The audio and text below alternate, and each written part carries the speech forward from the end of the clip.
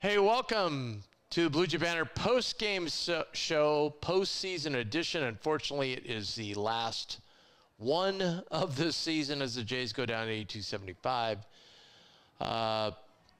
Just a tough one tonight, and we'll talk a lot about it.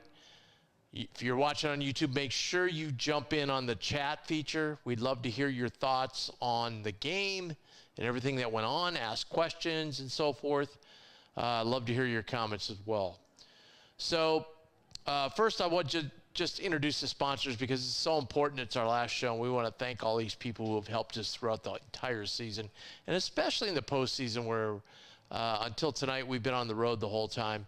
CareMinders Home Healthcare, Equitable Bank, West Pacific Dental Group, and Rod Jewell and his team at Mass Mutual Central US. And what we're going to do right now is hear a message from Rod Jewell and his team at Mass Mutual Central US.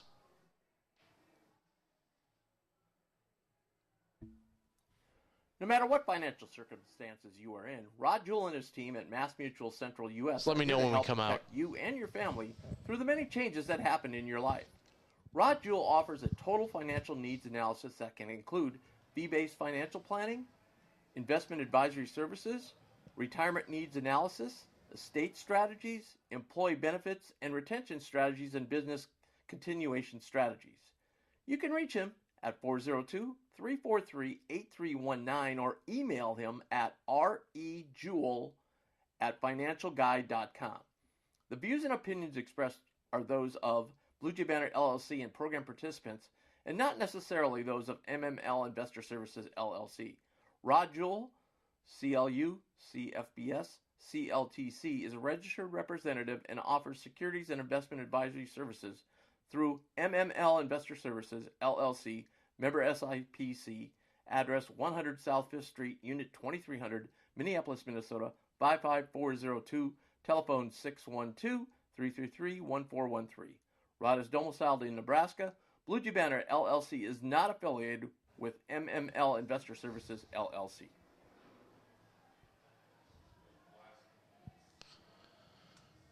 I want to thank Rod and his team over at Mass Mutual Central US for their sponsorship of our post games in the postseason. So let's start just kind of breaking down the game. Pretty much a game as we all expected. Jay's very physical game. We knew it would be. I want to get into the officiating later. I've seen it already on Twitter. Everybody complaining about how the Jays were robbed and so forth, which I just 100% disagree with. But, I mean, we knew it was going to be a physical game, and that's the way the game was played and the game was called. And it's not like we haven't seen tons of games like this year. I mean, most of the Big East season was called exactly like this, so it's not a big shock. I mean, the number one takeaway, and you hate to just throw this on one guy, and I'm not going to try to throw it on one guy because there were several things that happened tonight, but Trey Alexander just had a terrible game, and he's kind of, I thought as teams game plan for him as we've gone down through the season, especially in the postseason, I thought his game has taken like a half step back, and tonight he wasn't able to get his shots off. He wasn't able to get anything done. And look, I'm the worst guy in the world to ask about the NBA. I don't follow the NBA. I have no idea what they look for. Everybody tells me they look for projection and how players, may project a year, 2, 3 down the road. I mean, that kind of defense, I mean, those weren't all NBA players that were guarding him tonight. So that's the kind of defense he would see in the next level. And Trey would have to figure out a way to, get through that and be able to,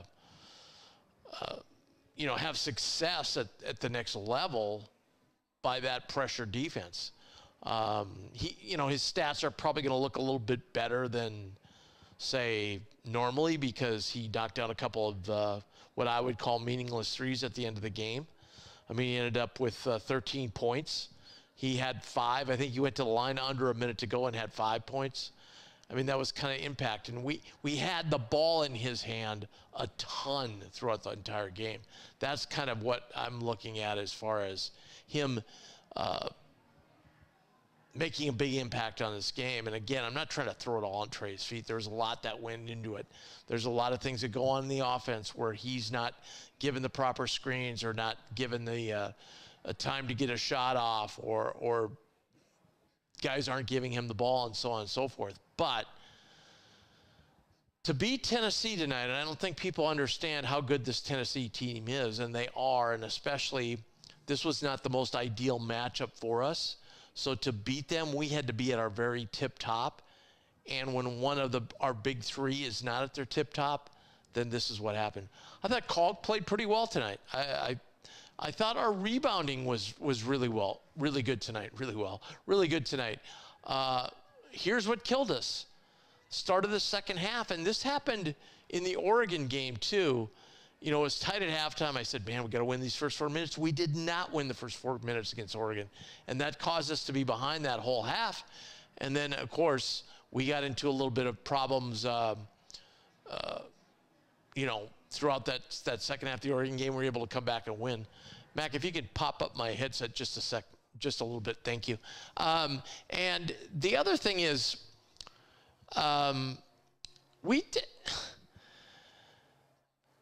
came out in the second half and gave up 4 offensive rebounds in a row. We had the game stop. I mean, we got the stops, and we gave up 4 offensive rebounds in four missed shots. And each time, I think 3 out of 4, I think they scored. And they immediately stretched that out. We couldn't get anything done on the offensive end. We missed some shots. We missed some close-in shots. And next thing you know, we're down 16. I'm sorry. You know, at that point, I'm like, okay, it's pretty much over. And yes, we made a great comeback to get it down to 4. Get it down to 3, actually, at one point. But you can't spot Tennessee 16 in the second half and expect to win the game. I think they went on an 18-0 run. And it's just not going to get it done. I thought Kalk played well. I thought Asher's played really well. I thought he let the game come to him tonight. You know, sometimes he tends to, like, try and put his impression on the game. And I thought he let the game come to him. There was one shot, though. We were down 4, and he came around the screen and threw it up there late in the game, and it was an air ball. He didn't have to take that shot. We could have had other options. He's got to learn going into next year, and all expectations are that he will be back next year. He's got to learn he doesn't have to shoot it every time. But other than that, he was terrific tonight. I thought, you know, he's under a lot of pressure with Ziegler guarding him. I thought he did a great job. Baylor was Baylor, okay? I mean, the guy just is a warrior. I just wonder if we're really appreciating Baylor as much as we should. I mean, I think we're going to look back 5 years from now and go, wow, that guy was one of the all-time Creighton greats, because he really was. He laid it all on the line every night. He got every other team's best shot. Tonight, again, got their best shot. Probably gets more contact on calls he doesn't get than any other guy that I've seen in a while. But, you know, he just comes up big shot after big shot and really helped us get back in the game, and tremendous effort by Baylor. Mason, I thought, did fine tonight. He got mismatched a couple times, and that hurt us. Jason Green, what can you say? The guy just keeps delivering every time he gets on the floor, and I want to talk a little bit about that later as we look to next year.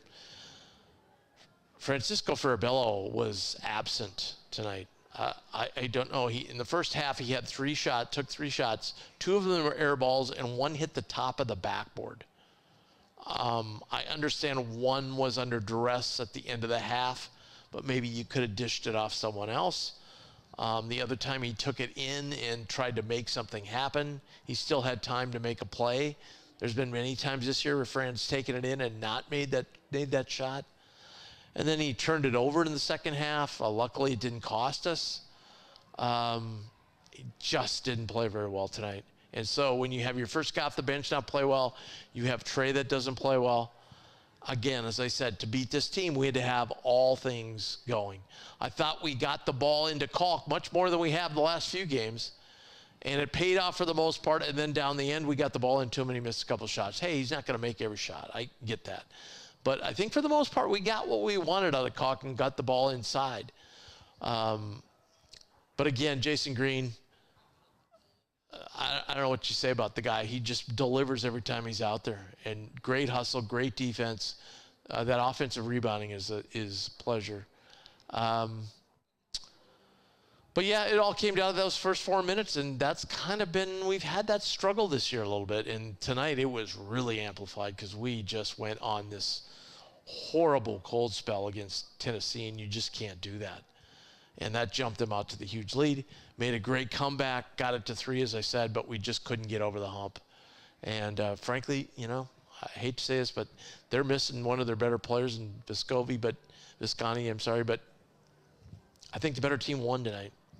And for whatever reason, I'm not saying if you played, you know, 7-game series, I don't know how it would all turn out. I think it would be pretty close.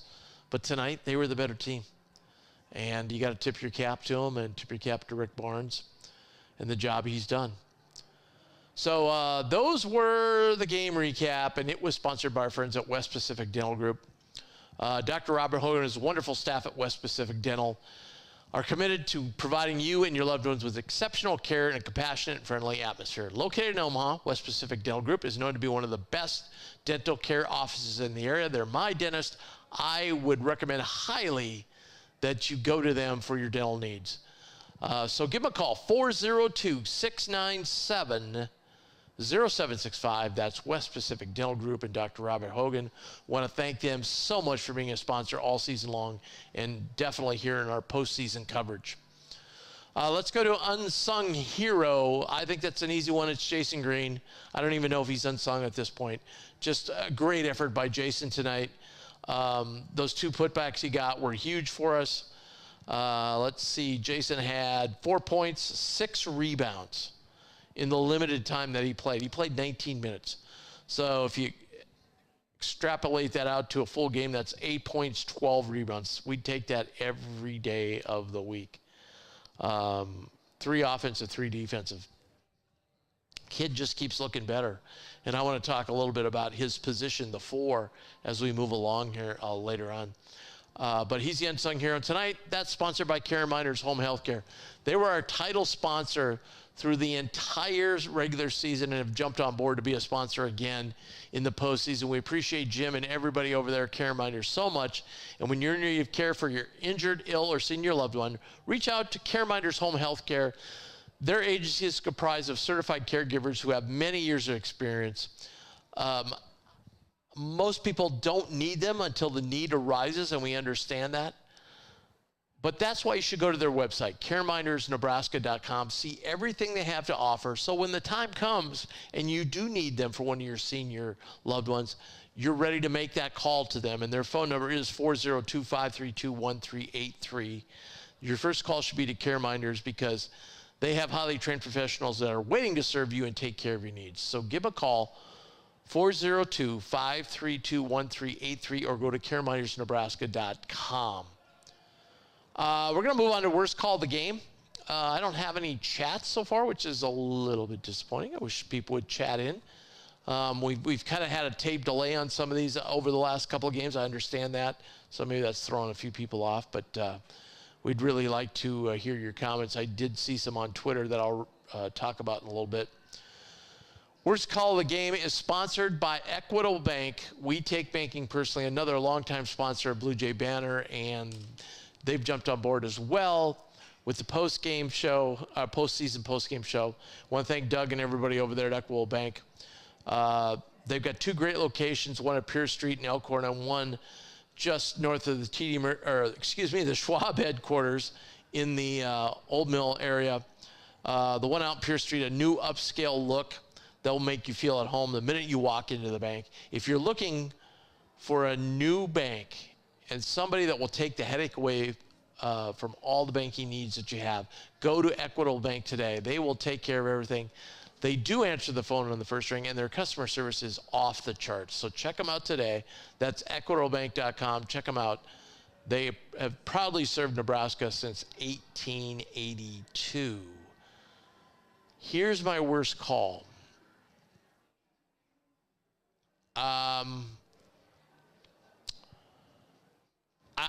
There's one that CJ fans just brought up on the chat that, hey, the tip ball was the worst call. I agree. I mean, I don't want the refs to go to the monitor on every single play. The game's the last 5 hours. But maybe in that specific time when we're in an NCAA tournament game, both refs looked at each other. Nobody saw the call. Maybe we should just run over. There was going to be a timeout anyway. Go over, take a quick look, see what happened there. You could see that the ball was clearly touched and give that to Creighton. Now, to Mac's point, as he jumped all over Ash, Ash shouldn't have thrown that pass. We just don't need that pass. There was a pass by Kalkbrenner made all the way across court. You can't do that against Tennessee. That's crazy. And I know they were coached on that going into this game. So, yeah, that was probably the bad call. Here's the worst call of the game, in my opinion. I've seen it on Twitter all over the place. People blaming the refs for this loss. I'm sorry. I don't know what you're looking at. This, and they were saying, well, they let Tennessee have the game in their, the way they want it to be played. That game was called exactly like most of our games have been called this year. Very physical. They're letting things go, and that's what they're doing in this game. That's what they've done the whole tournament. We got to bone up a little bit, all right? Maybe we need to get some more physical players, which I'm sure we will. But that's what happens. And I didn't think that the game was poorly officiated by any stretch of the imagination. Was it physical? Yeah. But we knew that coming in. So I don't think you can blame the refs. We'd already talked about the couple players that didn't bring their A game tonight. We talked about the turnovers early on where we were down 2 to 4 points. We could have been up 2 to 4 points. We talked about that 18-0 run that couldn't happen because we gave up 4 offensive rebounds coming out of the half. Those were all factors in the game, not the officiating. So I think that's the worst call of the game. Okay, want to jump into the chat here a little bit. Zach says, great ride. Appreciate Tim, Ross, Josh, Val, Mac, Phil, my guys. Thank you very much, Zach. We appreciate you as well for helping out early on in the season. You were terrific. CJ Sands talked about the tip ball, and again, he brings up the fact it was a bonehead pass by Ashworth, and I agree. Zach says it should have just been a jump ball since they didn't know who touched it. Yeah, you could have gone with that. I think generally they look at each other, and if one doesn't know, one just makes a call. But he's right. Nobody was certain on the court, and you certainly could have went to a jump ball situation, and then it would have been Jay's ball. I want to jump to kind of a recap of the season and talk a little bit about just what we should be feeling right now. But before we do, I want to hear another word from Rod Jewell and his team at Mass Mutual Central USA, our title sponsor for our postseason postgame shows. So here's a word from Rod and his team. No matter what financial circumstances you are in, Rod Jewell and his team at Mass Mutual Central US are here to help protect you and your family through the many changes that happen in your life. Rod Jewell offers a total financial needs analysis that can include fee-based financial planning, investment advisory services, retirement needs analysis, estate strategies, employee benefits, and retention strategies and business continuation strategies. You can reach him at 402-343-8319 or email him at rejewell@financialguide.com. The views and opinions expressed are those of Bluejay Banter LLC and program participants, and not necessarily those of MML Investor Services LLC.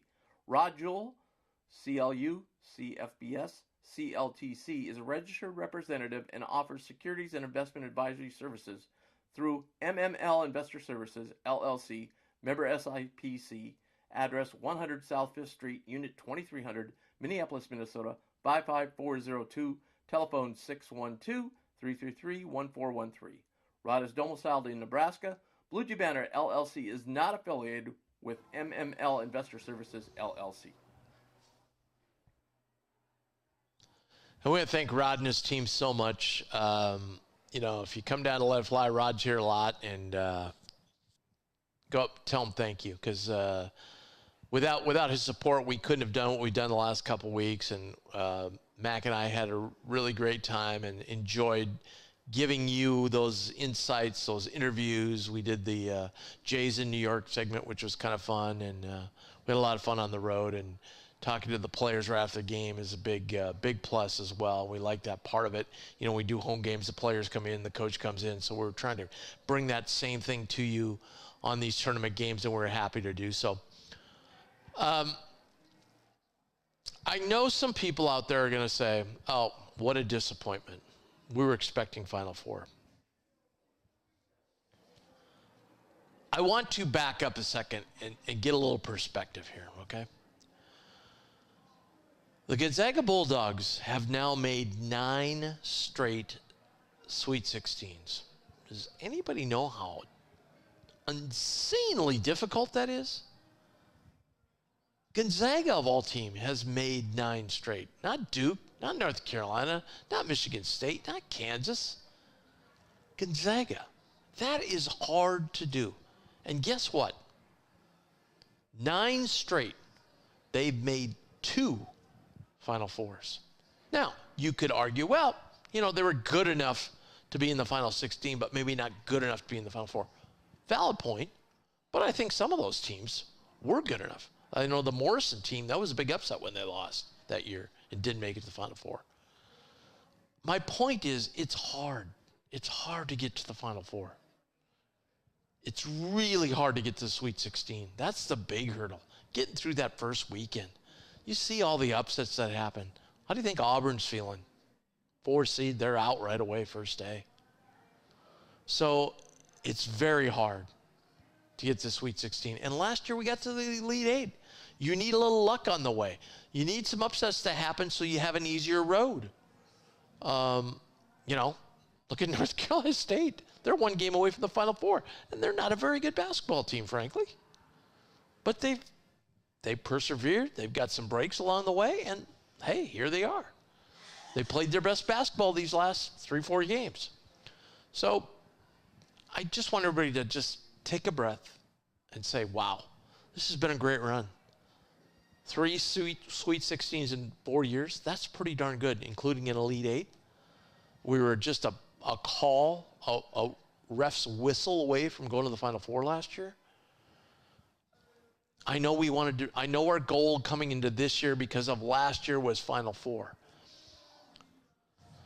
Yeah, but you know what? We pretty much, this was probably close to our ceiling. I mean, we didn't get the benefit of having an upset in our region. We had to play the number 2 seed in overall, and it was a tough matchup for us. There were other 2 seeds out there that would have been better. But so I hope people don't, you know, just say, wow, this was a huge disappointment. This season wasn't a disappointment. We beat a number 1 team for the first time in school history. That's really huge, okay? It's baby steps. You got to keep knocking at that door. Just keep knocking at that door. Eventually, you're going to get through it. Gonzaga had to knock on that door 9 times now. They've only got through it twice. So that happened. So, great season. Secondly, we were talking about physical earlier, and I just wanted to bring up the point that Duke-Houston game that was going on at the same time Creighton's game was, so many of you probably didn't see much of it. But if you look on Twitter or anywhere on the internet, you'll see that I know Seth Davis tweeted out like, wow, this game is incredibly physical, and the refs are letting them play, and that favors Houston. Guess who won that game? Duke. Now, before you jump on me, Shed is the best, in my mind, the best player in college basketball. He got hurt.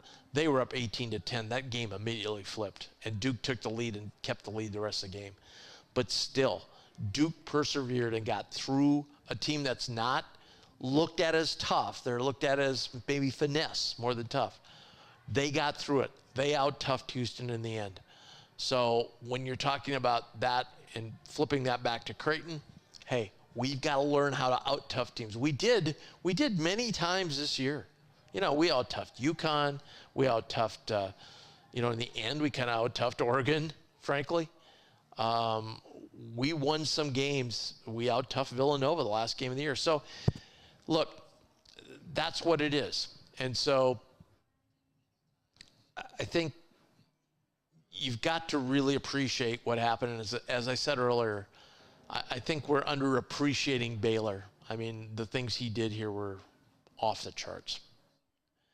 Now, we look ahead to next year. You know me, if you go on bluejaybanter.com and on the message board, you know, it just drives me nuts. Or people are spending more time worrying about next year than they were worrying about this game, like talking about this game. They're talking already about next year. And my point yesterday to someone was, do you think the UConn fans are on their message boards going, geez, I wonder what next year's going to be like? No, they don't care about that. They care about this year. That's all they care about.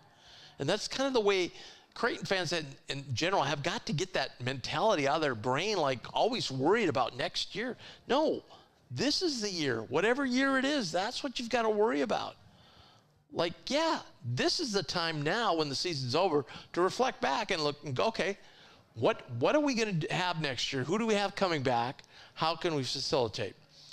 The first thing I would look at is that jumped out at me tonight was the 4 position. All of a sudden, we went through quite a string of years, and maybe not consecutively, but a lot of years where we didn't have a 4.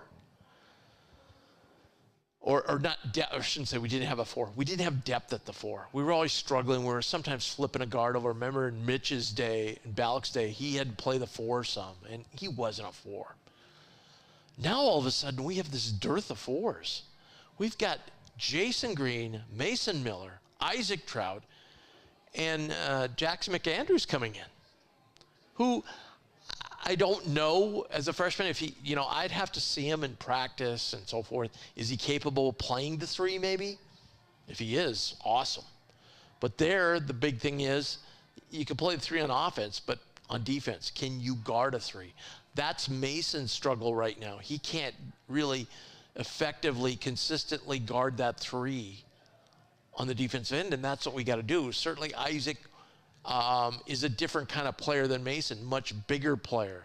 You know, he's a guy that can slide in to be a small 5. So we've got to figure something out there. Maybe Jason's that guy. Maybe Jason could guard a 3. He can't be our, you know, we're kind of positionless on the offensive end, so it really doesn't matter, but we're used to having a 3 that hits a lot of threes, you know, can slash. I don't know if Jason's that guy. So we got to figure that piece out next year. Ashworth is most definitely coming back. I would be shocked if he didn't. It looked to me tonight with the way Trey reacted, that was his last game. You'll see him in a Creighton uniform. Unfortunately, it wasn't a good one. Obviously, Baylor's gone. Mason Miller. Does he see a path forward here? I think he probably has one, and certainly would want to keep him. Same way with Isaac Trout. And then you go to the big guy. Ryan Kalkbrenner is probably the big question mark. Is he going to stay? Is he going to go pro? Is he going to maybe test his waters at NIL and go elsewhere? That would be the least likely, although he can command a lot of money out there because everybody needs a big. But if you're looking at a big to enhance your position within the NBA, then maybe not, right? Because they're looking for guys that, you know, can step out, hit threes. It's a different kind of game now. So at any rate, that's kind of where we sit. So we have to assume Kalka's going to leave. So that leaves a big hole in the middle. And I know the staff has said from day one, they said way back last fall, we're going to get a big in the portal this year. So that's their number one goal. They're in on tons of guys already. As you know, part of the recruiting staff at bluejaybanter.com, we really haven't looked at it yet because it's way too early. I mean, you've got to get through this period right now. You get to the Final Four, things start to happen then. But I think we're going to have, obviously, like, is Fred coming back? That's the other thing. Is Fred coming back? I don't think people realize how complex our offenses are and how the fact that Kalk is such an intelligent player helps us out a ton. And I think that's something you can't overlook and can't look by. I know Mac would probably like to have a guy, and I'm not saying to his talent level, but a Hunter Dickinson type that could step out, hit threes, still be physical inside. I think that would be his dream kind of big guy in the offense that he runs. A bigger Ethan Wragge, for instance. You know, if Ethan was 6'10", 6'11", you know, that would be the ideal guy that maybe Mac would like in his system. But certainly, you're gonna welcome Kalk back, because you saw tonight. I mean, teams just can't go inside on us, and that's big when he's back there defending the goal. As I said, Jackson McAndrews coming in from Minnesota. He's a terrific player. I think he's gonna get either starters minutes or first off the bench type minutes right off the get-go. Fiddler was in the other day. You know, I see more of him as like a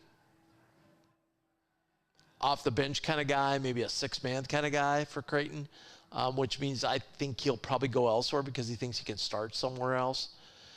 We've got a couple, Davis and Larry Johnson coming in as freshmen too. Larry Johnson, incredibly athletic. That's kind of a piece that we're missing this year. And he is that guy. But now, how raw is he? How quickly can he, you know, adapt to Division I basketball? That's going to be another secret. But I think we'll be heavily involved in the portal. It'll just depend on who comes back, who doesn't.